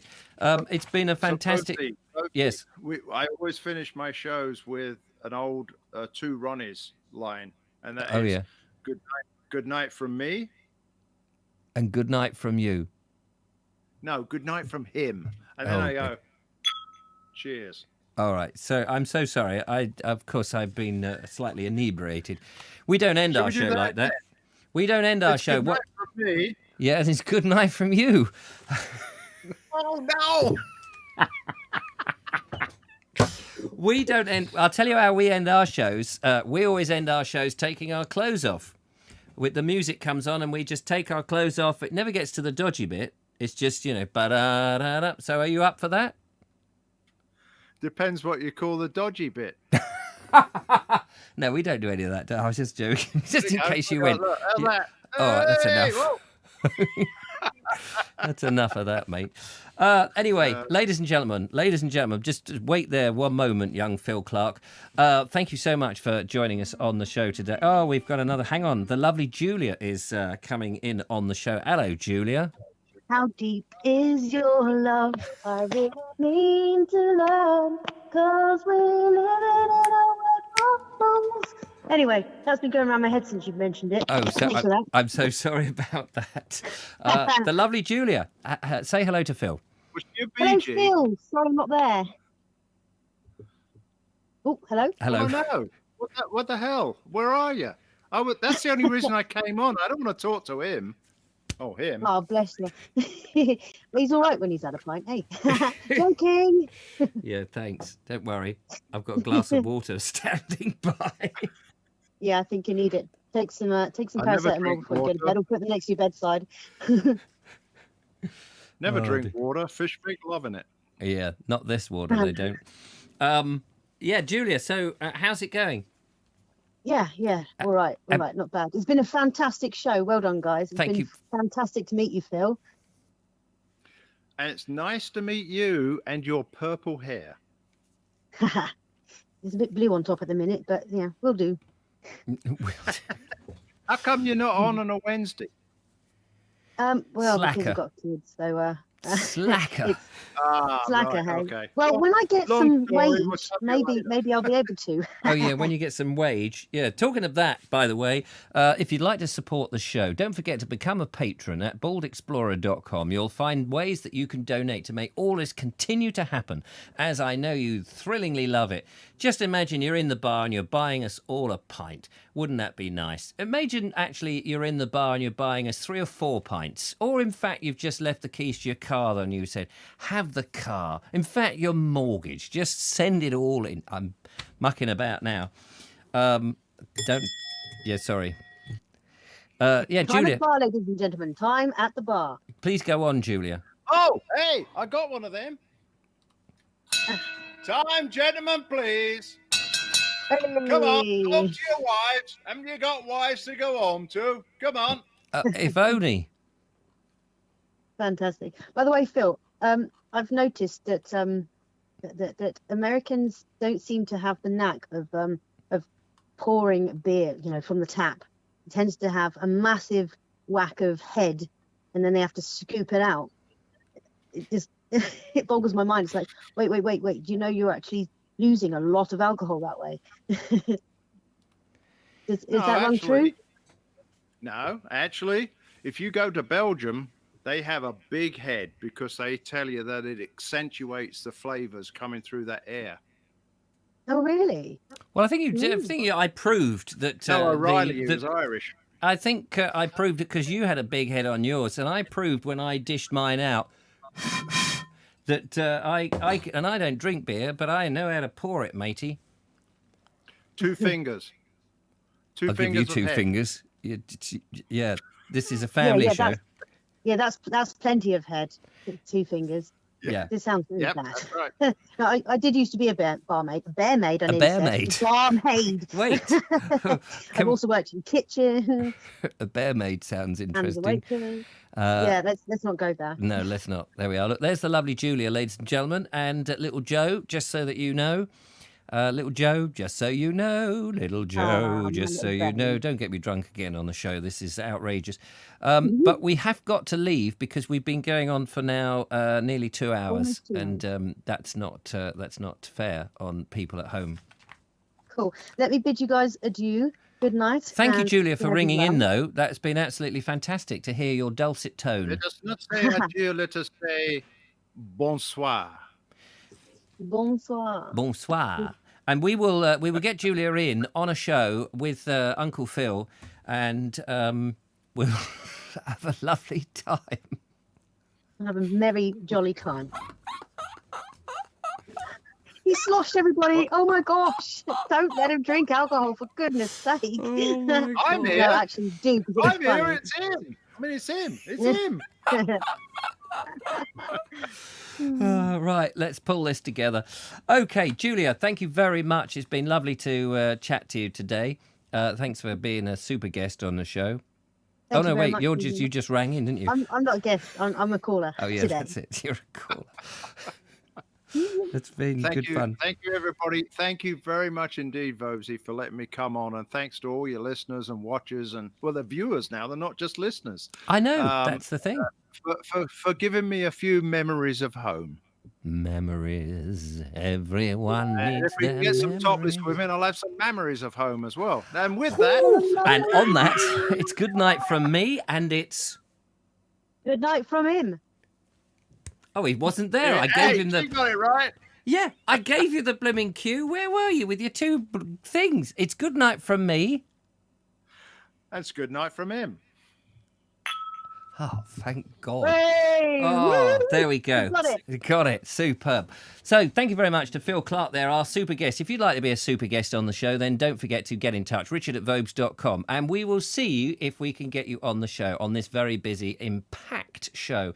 Thank you to all my contributors, to Bernie for his wonderful video on the bridge, to Robert Croser for In the Middle of Nowhere, and to Andrew Norris, who was showing us just how farming used to be in England, but still is in Croatia. Mark Burgess for his wonderful Warren Country pub, and to Robin Jones for that delectable and lovely photograph of the sophisticated lady on the train. Somebody's belching and burping in the background, but don't let that put you off.